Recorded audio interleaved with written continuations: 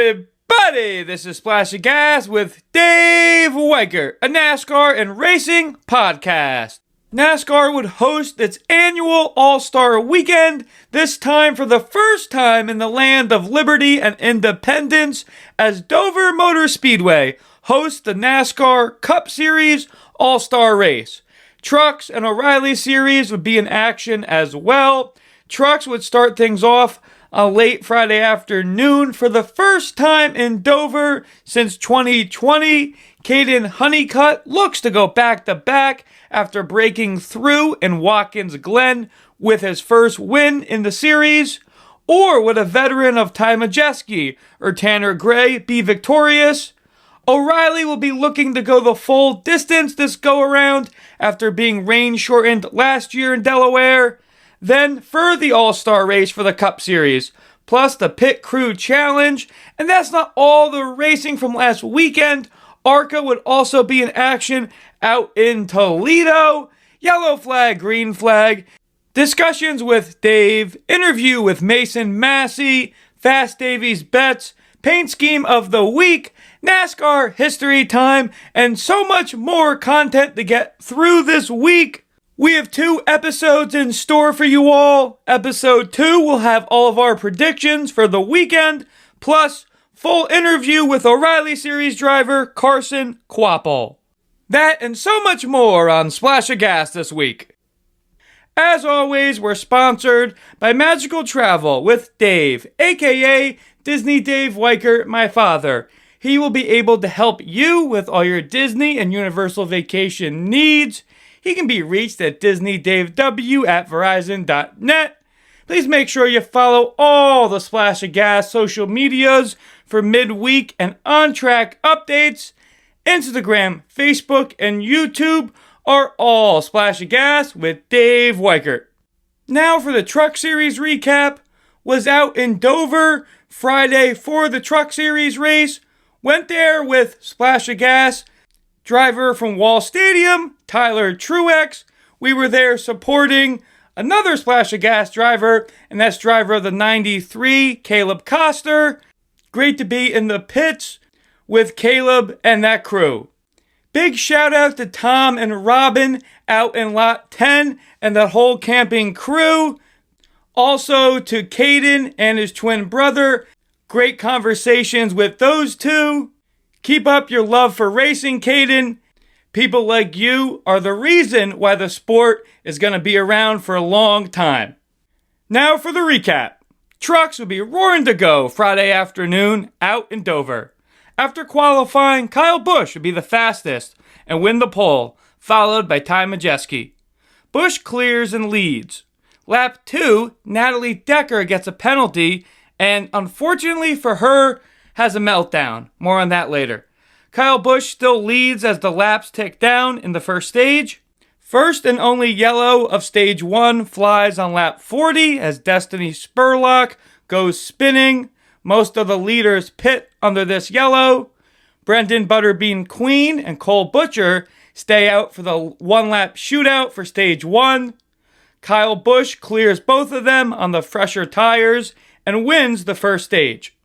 Busch and Ty Majeski restart for stage 2. Ross Chastain gets up to second and challenges Kyle at the end of the middle stage. Busch prevails and wins the second stage. Chastain and Majeski restart for the third and final stage, with Kyle Busch on the third row. After yellows for Luke Baldwin, then Mini Tyrell spinning, Chastain and Busch restart on lap 134.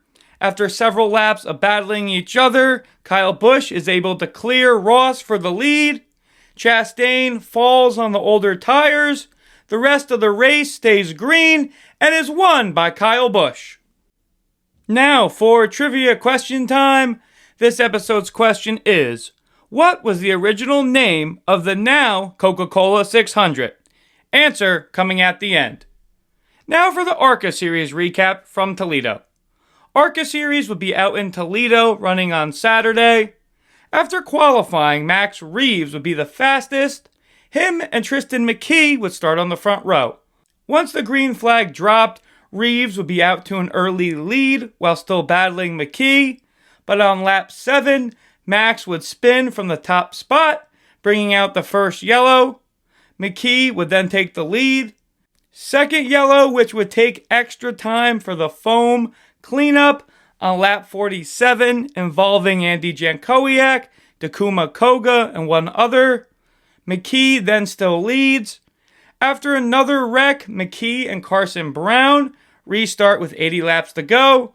Then another restart with McKee and Max Reeves on the front row with 40 to go. Like he was all night, Tristan McKee is able to keep the 77 up front, and the 15-year-old wins the ARCA Series race in Toledo. Now for the O'Reilly Series recap from Dover. O'Reilly Series will be ready to roll on Saturday out at the Monster Mile. After qualifying, Ross Chastain, doing triple duty in Dover, would win the pole in the number 9. Him and Brandon Jones bring the field to green. Ross leads. The same pairing restarts on lap 19 after Jeb Burton and Parker Redsloff go spinning. On the restart, Jones would clear and get the lead. Jones is able to power through up front and wins stage 1. Chastain and Taylor Gray restart for the middle stage.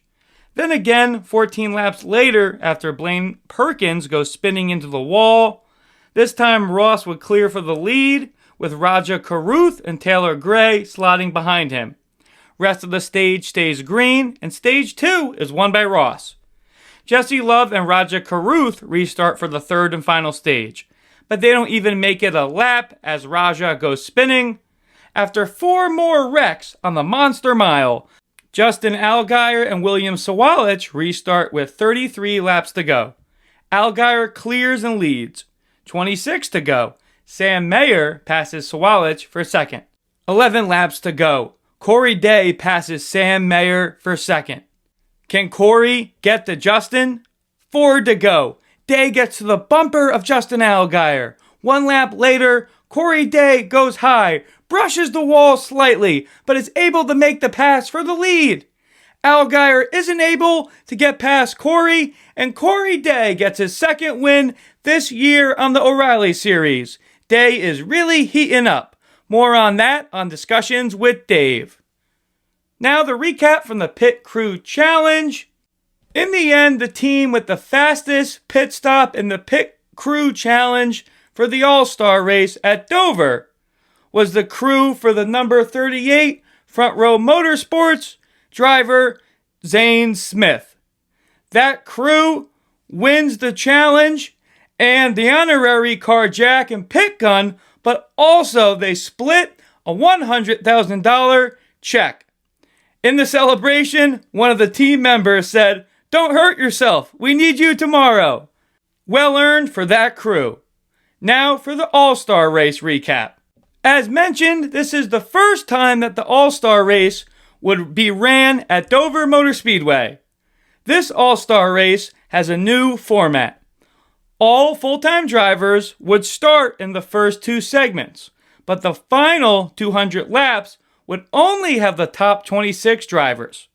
In practice, Daniel Suarez would have a tire come off, hitting the wall, and he would have to go to a backup car. Denny Hamlin was the fastest in qualifying, winning the pole. Him and Brad Keselowski bring the field to green for the first All-Star Race at Dover. But a huge wreck would occur on lap 2 as Kyle Larson, Todd Gilliland, and Ryan Preece make contact, collecting 8 others. Preece would catch on fire, but luckily he would be okay. After a brief red flag for the cleanup, Keselowski and Hamlin restart.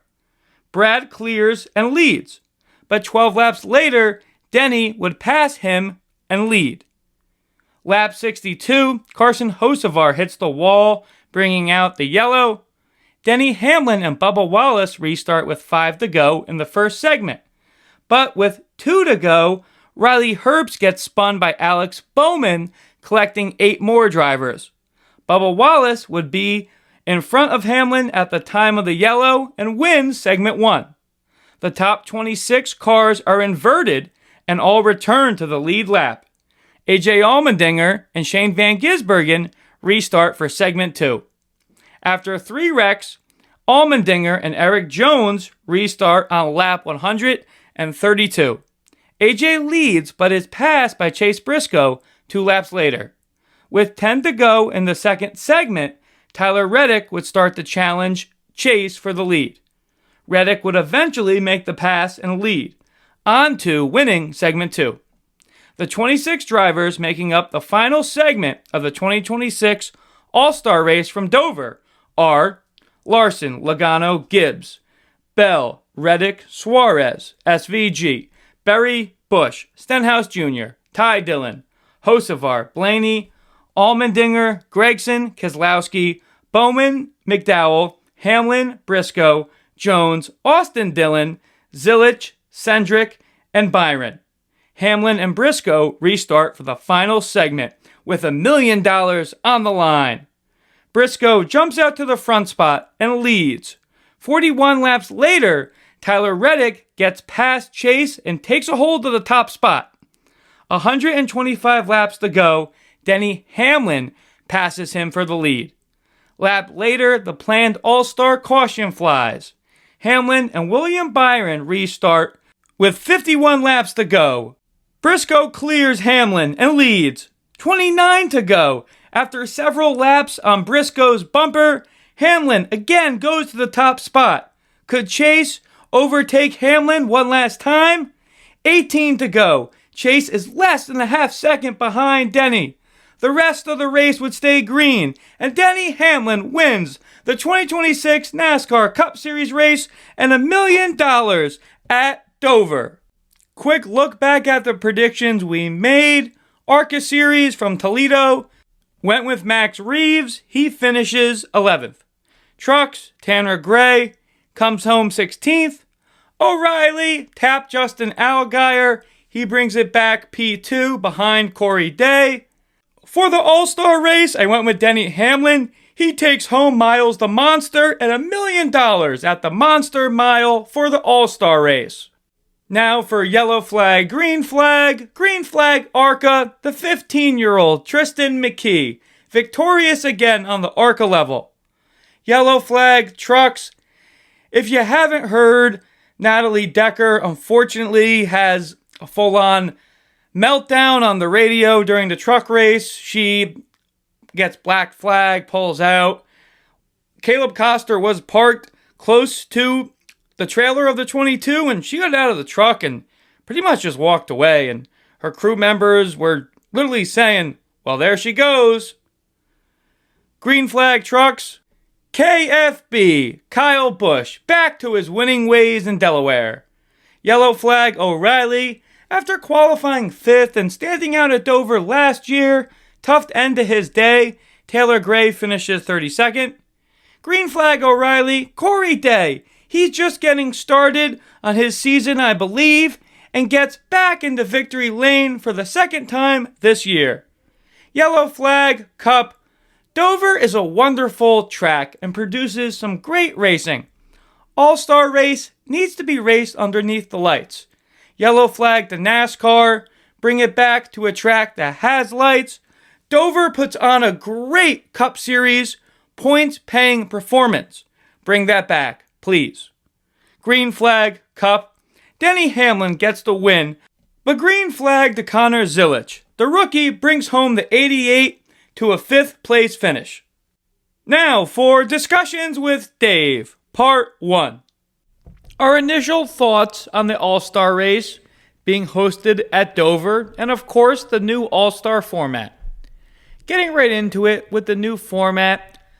As a diehard NASCAR fan, the stages being called segments because they're slightly different than a traditional race, in all honesty, did throw me off slightly, but a slight change. Not a big deal. I really did like the format. You know, segment 1, 75 laps, top 26, then gets inverted. And then for the final 200 laps, it's the top 26 drivers from stage 1 and stage 2. That did make it exciting where drivers are literally racing, in stage 2 to even have a chance of sniffing the final 200 laps. That did make it exciting. And I understand the roots of the All-Star Race did not happen at a nighttime race. The first All-Star Race happened during the day, just like Dover. And maybe NASCAR was trying to fish out that way back traditional NASCAR energy when Darrell Waltrip won the first All-Star Race, but all the All-Star races I remember growing up and just something about a night race made the All-Star Race extra special. And I'm from the Northeast. I love Dover. Final thoughts on this? You gotta get Dover a points race. I wasn't the only one saying this. The All-Star Race at Dover this year just did not feel like a traditional All-Star Race that we're used to. Chase Elliott, Chase Briscoe, each made comments about that. Next topic, pointed towards the O'Reilly Series. Corey Day is starting to heat up. I have said when we did the O'Reilly Series season preview to look out for Corey Day, and it was no secret. Corey Day was handpicked by Hendrick Motorsports and Kyle Larson to get in their development program. At the beginning of this O'Reilly season, Corey Day had the finger pointed towards him several times, causing wrecks that maybe an experienced driver wouldn't have committed. But then again, that's the whole point of the O'Reilly Series, is to develop young up-and-coming drivers. And of course, there's still those veterans to keep them and hold them in place and accountable. Was a slight surprise that Day gets his first O'Reilly win in Talladega. But hey, if you keep the car clean, anyone can be there at the end. And then in Dover, he had to go take that win and put the 17 in victory lane. It was not smooth sailing towards the front on Saturday. And this is, I strongly believe, Corey Day is 4-5 wins, maybe even more. I don't want to sound crazy, but if he gets in a groove like Connor Zilic does, and the equipment that Hendrick is bringing to the O'Reilly Series circuit each week is championship contending. And with Day's experience growing and growing, truly think the sky's the limit for him on the O'Reilly Series this year. Now, next topic. I've had her on the show early this year and greatly appreciated her time, and was talking to her husband in the pits pre-race at Dover. Radioactive by Natalie Decker. Unfortunately, just did not make her look good, and she even said it. She's going to get a lot of hate from her actions, and just the race from Green Flag did not start well for Natalie in the 22 truck. She is ruled out of line on the restart, has to do a pass-through penalty, and unfortunately, and Natalie, yes, was a full-time driver in the truck series, but that was years ago. I was in college then, and things, the tachometer changes. She's not racing every weekend. Not excuses. There's part-time drivers in the truck series that execute just like she should have. But unfortunately, Natalie gets the speeding penalty for the pass-through penalty that she got. And things just snowballed out of control for her in the 22. And when I was in the garage, Caleb Coster, unfortunately had a brake issue. 93 hauler was right next to the 22, and Natalie comes in, and I was not on the radio, so I did not at that current moment knew what was going on. Natalie pulls in, she gets out of the truck and walks away. Was assuming there was a mechanical issue, but heard one of her teammates say, crew members say, there she goes. And fortunately, rumor got around the Truck Series garage pretty quickly of what she said on the radio, and even Natalie called herself out on social media saying, hey, I truly messed up. I shouldn't have said what I said. In the end, I do want Natalie Decker to be in more Truck Series races, and there is 100% going to be people on the other side saying, no, she does not deserve to be in the races. She can't drive, yada, yada, yada. When we had Natalie on the show and she's bringing in first-time sponsors, bringing these people and sponsors to the track in Daytona for the first time ever, some of these companies are sponsoring in NASCAR for the first time. And let's be realists. The Truck Series, O'Reilly Series, as much I want to say they're thriving, which yes, if you go into the roots of it, they are. But even for Decker, maybe any publicity is good publicity. Are there going to be more viewers if she's in the race in Charlotte on Friday compared to if she's not? I want to say there will be more if she's in the race. Maybe I'm completely wrong and a homer, but after watching Natalie race for, over 10 years throughout the different levels of NASCAR, I think she's still, say what you want to say, broken goods, whatever, still good for the sport. Now, moving right along, one of the things we have been touching upon this year, not only with Ram being back in NASCAR, specifically in the Truck Series, is with their 25 All-Star car. And being in pit lane on Friday, it was so awesome to see NASCAR Cup Series veteran Clint Bowyer back behind the wheel. In the end, Clint said, man, that was fun, but boy, have those trucks changed since the last time I was in them.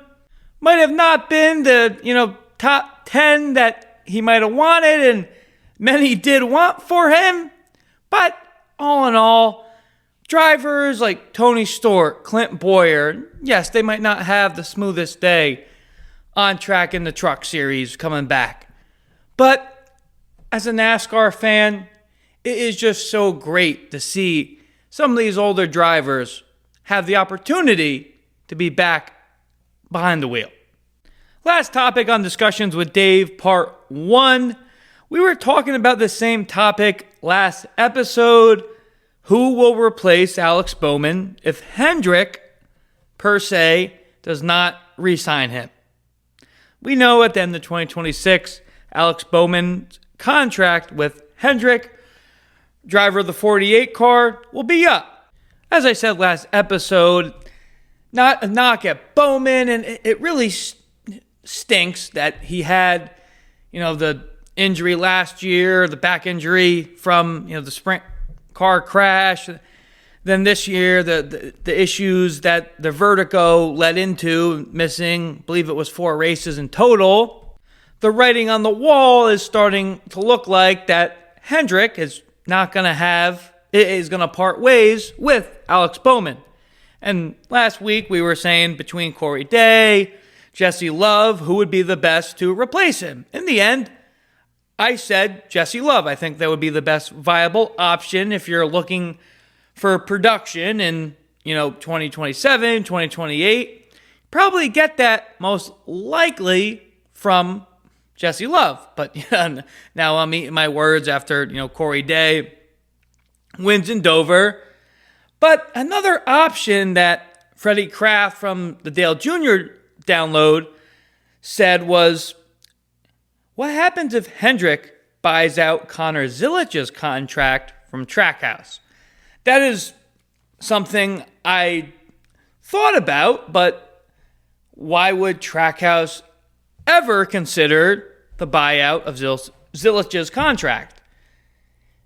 Could be a lot of money and resources that they might not have currently. And, when Connor Zilich's contract is up at Trackhouse, what is going to save him from signing with a Hendrick, signing with a Joe Gibbs? So I totally understand, unfortunately, sports at points and sometimes are a business. Does Trackhouse make the decision to capitalize on their contract with Connor Zilich and sell those rights, the buyout, to Hendrick Motorsports? And does Zilich replace Alex Bowman in the 48 next year? This is not a knock on Jesse Love at all. Jesse Love went on to win the Xfinity Championship over Connor Zilisch last year. Jesse Love versus Connor Zilisch in that 48 car next couple years. Who produces the most? Yes, talking Pandora's box, right? If you look at Bowman's performances and what he's executed on track, do I think a Jesse Love or a Connor Zilisch is going to be better than him between the next 2-3 years? Yes. Yes, I do. If I'm given the opportunity, Zilisch or Jesse Love, that one is not going to be an easy decision. That one is probably something you lose sleep on. And not to take it from Corey LaJoie, but if I'm getting down to the nitty-gritty, stacking pennies, probably going to go with Zilisch. And 100%, we are completely talking tangibles.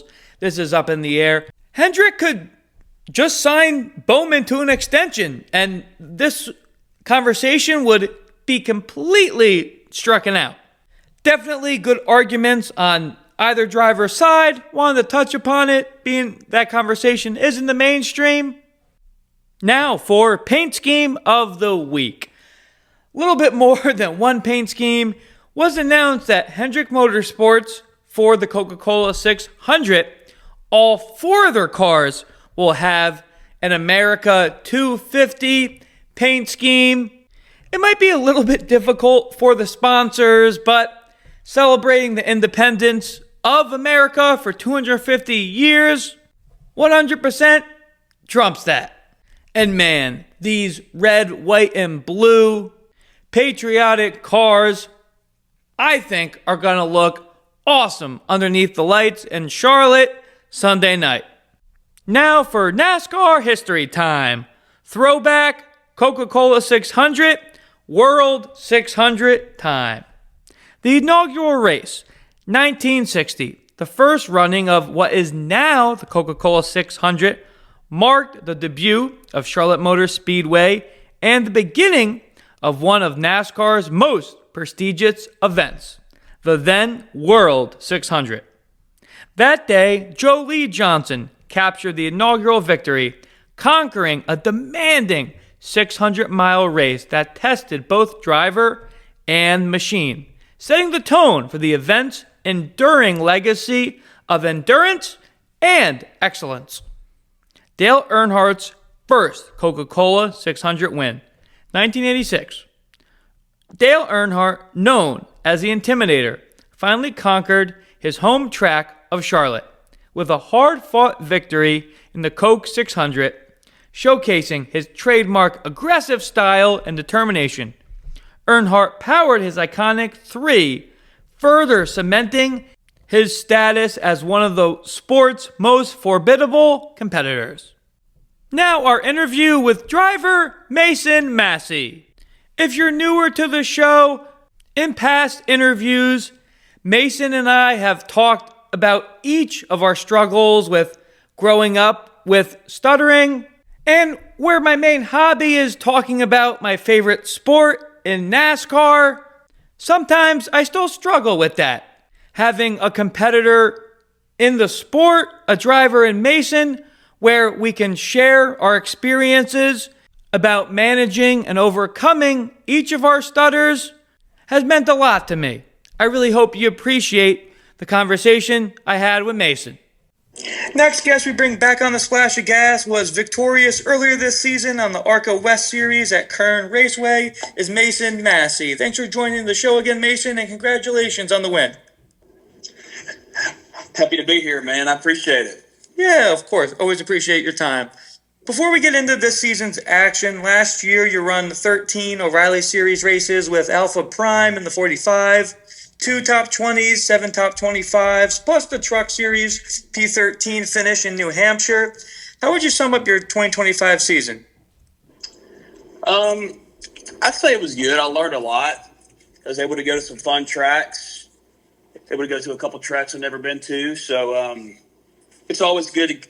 It's always good to get that experience and just run those long races like you do in Xfinity and the Truck Series and all that. And I feel like all the races over the last few years and the races I did last year have, I'd say, helped me this year, in the ARCA. So it's all about gaining experience, and it's always a good thing to do. Got that right. Nothing beats good old experience with seat time. So all right, awesome. No, appreciate you touching upon that. Just then getting into this year, was announced January that you'd be running the full 2026 ARCA West season. To drive the 19 for Bill McAnally Racing. How did that deal come into play for you? It was a whole process for sure. So, last 5, 6 years, I've been racing Xfinity and the Truck Series and all that, and I've been able to race for some really good people and a lot of people that I respect. But I just, after a while, I wanted to get in something I could have a shot to win in, and I started looking around. We had a limited budget, and looking at the ARCA West series, and I've always kept up with it pretty good. And I just I was looking into that, and I already kind of knew Bill. I met him before, so we started talking a little bit. I was asking him what he was going to do with his ARCA West team this year and everything, and so he honestly wasn't sure. And we talked for 2 or 3 months back and forth, and he decided he was going to run it. And I was interested in doing that with him, so we talked some more, and I was able to find the sponsor dollars, and was able to have Napa on the car helping us out too, so it all kind of worked out. And with the ARCA stuff, I'm able to have some truck races later this year as well too. So it all worked out really good, and it feels good to. Every week you show up, you have a shot to win and that stuff. So it's a lot of fun. Like I said about the experience the last few years, I feel like it was really good for me to do all that. So I was ready for this opportunity that I had this year. Awesome. Yeah, definitely puts you in a great position. And, BMR has been a mainstay on the ARCA West circuit, as you know, for a long time. So, yeah, just following you was very excited for you to have the opportunity and that equipment. And then get into the season opener back in February. You're fastest in practice, qualified 4th. That track specifically seems to wear the tires out pretty good. You run the whole race pretty much in the top 3 or 4 cars. You have those late race restarts on the front row. How were you able to put the 19 up there late, and especially at those 2 late race restarts? I just had to be patient. I was able to test there the week before, so I knew we had a pretty good package going there, and obviously fastest in practice, like you said. And for qualifying, we were okay, but I was mainly focused on our long run stuff in practice, so we knew we'd be pretty good. I just had to be patient. Obviously, the 13 car was really good. He led most of the race. And a few others are good, too, the 50 and all those guys, So I just had to keep my tires halfway decent. 150 laps is a lot of laps on tires, so they're in bad shape afterwards. But it's all about how you save them, how you save your brakes and all that. And we got a caution with about 25 or 30 to go. And I restarted on the inside front row, so I knew that was my shot to get the lead because I was getting kind of tight behind the 13 car. And so just kind of sent it into one and just ran him up a little bit, just enough to get by him. And just had to hold on. We had those, I don't know how many restarts it was, 2 or 3 at the end. It was way too many, but I was able to hold on for the win. Just had a really good car. All these guys are really good at BMR. It's a lot of fun working with Ty Joyner. He's a great crew chief, and it was really nice to get a win first time out. It's just kind of, set a tone for the season, I guess. So that was really cool. A great starting point for sure, and just like you said, being patient on the track for a long race is key. Especially like a veteran at this point of racing that you are. I mean, what was your feeling? Seeing the checkered flag, knowing that you won that one. It was really cool. I mean, I've won some dirt races the last few years, but it's been a long time since I won an asphalt race, so that was really satisfying. I don't know, just all the hard work over the years and all the hard work to get to this opportunity and just everything that I've done with sponsors and all that stuff. So, I don't know, first thing that came to mind was my family and all the work they've put in for me, and just felt really thankful. So I was also really happy for the team and all the guys. They were super excited. So it's been really fun year so far, and hoping to add some more wins to the list. But it was really nice to get that one. I love that track at Kern.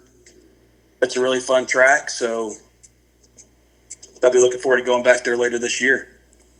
Heck yeah, that's really a fun one to watch as well. Seems like slipping and sliding on the turns there once the race prolongs, and just really excited for you. I appreciate you touching upon getting through victory lane there. The race was a big one out in Phoenix with a mix of ARCA and ARCA West drivers in that one. You bring the 19 back in the 5th spot. I mean, how do you navigate those restarts out in Phoenix? Always seems wild out there with the no out of bounds on turn 1 there.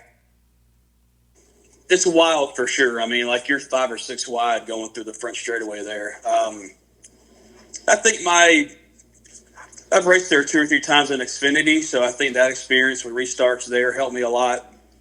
I just kind of knew where to go, and it's always wild restarts, like you said. So you just have to kind of get lucky and hopefully pick the right lane, and just hope your lane's going too. So it was a hard race. We qualified 14th, which I was not very happy with. Our car was a little bit on the tight side all day, but I was able to make up spots in the race, had a decent car in the race there. I was able to bring home a top 5. So it was a good points day. Barely got beat by Trevor Huddleston, which he's a really good driver, and he's leading the points right now. So trying to keep up with him and trying to keep that points lead close, Gotcha. Yeah. Getting into the points. I mean, only four races into the season, but still a lot of racing to be had. I mean, you're in 2nd place in the standings, only 12 points behind Trevor. I mean, how are you going to get that 19 to the West Championship this year? I just have to win some more races, man. That's what it comes down to. If you win a race, it's an extra 5 bonus points. So just have to win races. He's really good. He's hitting on something right now. His car's really good, and he's hard to beat. I just thought we had something last weekend at Shasta. Finished 3rd place, but had something for him early. But I don't know, I just didn't quite have anything for him at the end. He was a little better than us, but it's a lot of races left. They have some road course races coming up too, which will be interesting for the points. So I just have to go win races, man. Be solid and win races. Awesome. Appreciate the honesty, and definitely a lot of points on the line each weekend. You mentioned going to new tracks at the beginning of our conversation. I mean, this is your first year on the West Series. I mean, going to a bunch of tracks for the first time. I mean, how are you able to adapt so quickly at these new places? I mean, I'm sure some of that has to do with the great ride the 19 has been lately, but how has that been for you this year? It's a little difficult. I mean, I feel like I've adapted pretty well to the places we go to. I'd only been to Phoenix starting the year, so that's the only track I'd ever been to on the schedule. So I knew I was at a little disadvantage with that because a lot of these guys on the West Coast have ran at all these places a bunch and have a lot of experience at these tracks. So I just have to learn all I can in the practice and the track time we get. And you have to qualify good in this stuff. You have to qualify up front because you don't have a lot of cautions in these races. And so I mainly focus on in practice just kind of being able to learn how to put down a fast lap. And I learned throughout the race But it's a big deal to start up front, so that's the main thing I focus on. But it'll be nice going to some of these places for the second time this year, like Kern and Phoenix and all that. But the West Coast has a lot of fun short tracks. It's been a fun time. Awesome. Yeah, can definitely see that. For Tucson's another good one that seems like to watch, and also this upcoming weekend, another good one at Colorado National.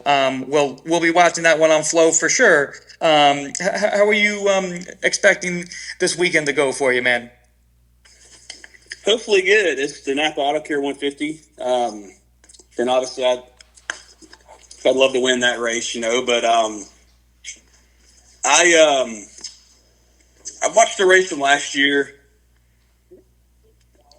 They only ran about 50 laps because it got rain shortened, but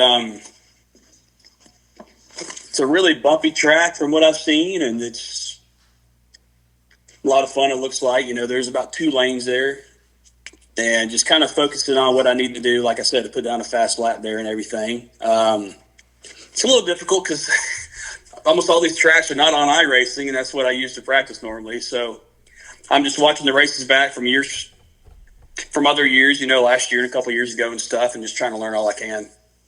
Gotcha. Yeah, I've had Eric Johnson Jr. on the show a couple times in past years, and he's mentioned that, in preparation, and then also just with, with Tucson, and some of the other tracks like Kern, just with how, bumpy and how much they wear out the tires. Really wanted to ask that. And you also mentioned that you're going to be getting back behind the truck. Last question I have for you, was announced recently you'd be starting at Richmond behind a MHR truck. You ran one truck race last year. You've raced, a bunch in years past. Are you excited to be back behind the wheel of a truck for Richmond?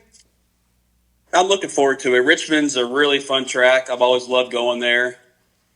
Then we're also doing New Hampshire and Homestead, so it's some fun tracks for us. And obviously a great opportunity. It'll by far be the best thing I've ever been in, so I'm looking forward to seeing how I stack up, and just it's a lot of fun racing in the truck series. I've always enjoyed it. Feels really good to be with a good team too. So I'm looking forward to getting into that and just learning all I can from all these guys at MHR and everything. So just just feel really thankful, and hopefully the ARCA West stuff, running up front will kind of help me prepare for the truck stuff and give me some confidence. And so looking forward to it. But I just got to thank Mongoose Power Solutions, Bruntwork, and Napa, and everybody that helps us out. I feel really blessed to get an opportunity like this. So looking forward to getting there and seeing how we stack up in practice at Richmond. Yeah, heck yeah. We're really excited for you to have the opportunity on the ARCA Series West, but being from the Northeast, was very happy for you to get those races on this schedule and be able to see you in pit road and watch a race. So I'm really excited for that. And best of luck this weekend in Colorado, and we'll talk to you very soon, Mason. Always a blast to talk to you, and greatly appreciate your time, man. Always a pleasure. Thanks for having me, man. Appreciate it. Yep. Have a good one. Safe travels. Now for discussions with Dave, part 2. Corey LaJoie not granted a NASCAR waiver to run for the Truck Series Championship. When Daniel Dye was suspended, allowed back into NASCAR after completing sensitivity training, and I don't know all the specifics, but something along those lines, and he parts ways with Colleague Racing. Corey LaJoie then fills that seat, and when that happened, I literally 1,000% and still up and leading to when the waiver wasn't granted, I thought LaJoie was by all means slam dunk going to get the waiver granted. Daniel Dye says what he says, and then the decision was made for him to leave. And from the get-go, Dye was by Colleague by no means planning on this going to happen. This is unforeseen circumstance, and Corey LaJoie fills that seat. Why wouldn't NASCAR grant LaJoie the waiver? I understand that they're might be trying to run a hard bargain and prevent other teams from maybe taking advantage from a loophole if they gave it to him, but I do not see it that way at all. I mean, yes, it was words. This wasn't like an injury or something, but I kind of see it, the circumstance, similar. So when NASCAR said that, I was, maybe I just wasn't in the in or the know. I was greatly surprised about that. One touch upon that. Moving right along, the next topic. Some might say, Dave, why don't you just have a paint scheme of the week with it? And yes, preview this car is going to be in paint scheme of the week, but Jeremy Clements, in partnership with Kevin Whitaker Chevy, is running a Dale Earnhardt silver throwback paint scheme to the silver GM paint scheme with the 3 that Earnhardt Sr. ran on several occasions back in the day. The red lettering with the 51 says Whitaker instead of GM, but kudos to Whitaker to, I don't know whose idea it was in the end, if the sponsor chose this or it was Clements, but great by all. Car looks great. Really hope it's fast on Saturday for everyone. NASCAR has recently announced their Hall of Fame class for 2027, and it will be 3 drivers: Jeff Burton, Kevin Harvick, and Larry Phillips. With being born in 97, Harvick and Burton, of course, very familiar with. Larry Phillips, I was not, but if you look at the record books, there's some people that say Larry Phillips could have won over 2,000 races. In a span from 1989 to 96, the Springfield, Missouri competitor won 220 of 289 NASCAR sanctioned races, 13 track championships in 3 different states, just to add to that. And that wraps up discussions with Dave for this episode. Now for trivia answer time. This episode's question is, what was the original name of the Coke 600?